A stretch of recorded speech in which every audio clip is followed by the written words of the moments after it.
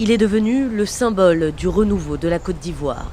1,5 km de béton qui enjambe la lagune ébriée. Inauguré l'année dernière, le 3e pont d'Abidjan est aussi la marque de la forte reprise économique. Depuis la fin de la crise, le pays enregistre une des plus fortes croissances au monde. Au port d'Abidjan, le plus important d'Afrique de l'Ouest, l'activité est incessante. On a un baromètre de tout ce qui rentre et tout ce qui sort. Et quand on voit l'évolution des volumes en pourcentage, qui sont pratiquement de 8% par an, tant à l'import qu'à l'export, depuis la fin de la crise, on sait, nous, qu'il y a une véritable reprise. La Côte d'Ivoire est quand même la locomotive de l'Afrique de l'Ouest. C'est l'endroit, je dirais, où il faut être aujourd'hui et demain.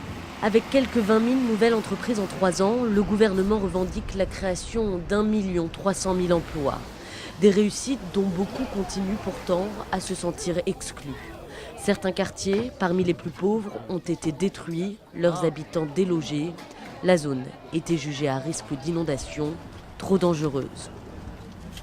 Moi, comme ça, j'habitais juste devant là-bas. Moi-même, je ne retrouve même pas le coin. À Goblet, comme Doudou, 70 000 personnes étaient installées. Elles ont dû trouver d'autres logements, souvent très précaires. Nous sommes anéantis parce que tu vis dans une chambre avec tes enfants, avec ton mari. Dedans, tu fais la cuisine.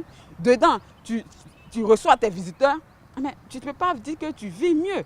Ça, c'est une vie de misère. Avant, au moins, on était dans la pauvreté. Maintenant, nous vivons dans la misère. Près d'un Ivoirien sur 2 est toujours considéré comme pauvre. Un taux inquiétant selon la Banque mondiale, malgré le potentiel du pays.